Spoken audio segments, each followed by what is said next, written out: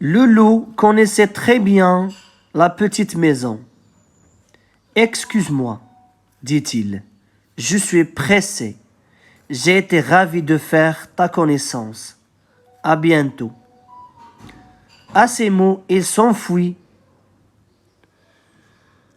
Il s'enfuit à toutes jambes dans la forêt, et ayant pris un raccourci, il arriva bon premier devant la maison de la grand-mère. Toc, toc, il frappa. « Qui est là ?» demanda la vieille dame du fond de son lit. « Le petit chaperon rouge, » sursura le loup, qui était très doué pour les imitations. « Tire la chevillette et la bobinette, » s'écria la grand-mère, toute joyeuse de voir sa petite fille. Le loup tira la chevillette et la porte.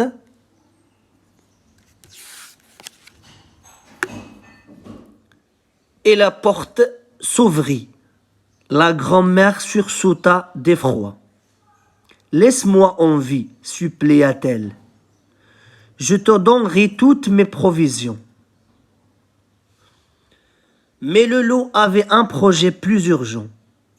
Elle se précipita sur la grand-mère, lui arracha sa chemise de nuit, son bonnet de dentelle, et elle enferma la vieille dame dans une armoire. Sans perdre une seconde, il enfila la chemise et le bonnet, puis se coucha dans le lit, tira la couverture de laine jusqu'à son nez, et il attendit. Pendant ce temps, le petit chaperon rouge arriva avec son panier de provisions et un beau bouquet de fleurs qu'il avait pris le temps de cueillir. Elle frappa à la porte. Toc, toc.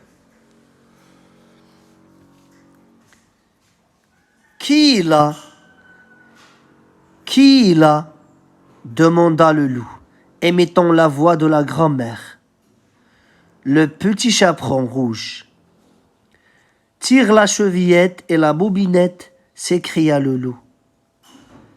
La petite fille se haussa sur la pointe des pieds, tira la chevillette et elle entra. Toute souriante, elle se dirigea vers le lit de la vieille grand-mère.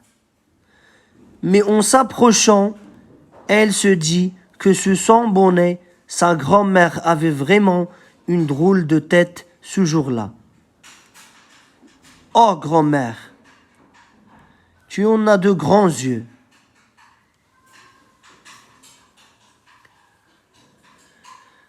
« C'est pour mieux te voir, mon enfant, » dit le loup en gloussant. « Tu en as de grandes oreilles. » « C'est pour mieux t'entendre, mon enfant. »« Et tes dents » s'écria le petit chaperon rouge. « Tu en as de grandes dents. »« C'est pour mieux te manger, mon enfant, » hurla le loup.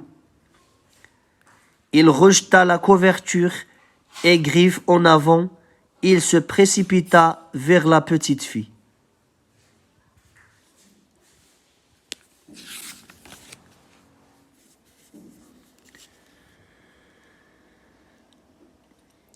Criant de toutes ses forces, elle s'échappa vers la porte, mais elle tremblait tellement qu'elle n'arrivait pas à l'ouvrir.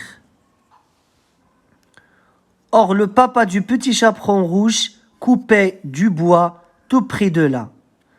En attendant des cris, elle courut à toute allure vers la maisonnette. En arrivant, il aperçut le loup et le petit chaperon rouge à travers la fenêtre. Il se précipita et d'un coup de hache tua le loup. Il était temps. Avec ses griffes, l'animal avait déjà accroché la robe du petit chaperon rouge. Le bûcheron serrait son enfant contre son cœur lorsqu'il entendit des coups frappés dans l'armoire. C'était la grand-mère, bien sûr. La grand-maman était très heureuse de les voir et les embrassa tous les deux. Le bûcheron apporta le loup très loin de la maison. La grand-maman fit promettre au petit chaperon rouge de ne plus jamais parler à aucun loup, même s'il avait l'air très gentil. Heureusement, les galettes, le fromage et le pot de confiture étaient encore dans le panier. Le petit chaperon et sa grand-maman s'en régalèrent tout en se promettant de se voir plus souvent. Mais sans le loup cette fois, dit grand-maman en éclatant de rire. Fin d'histoire.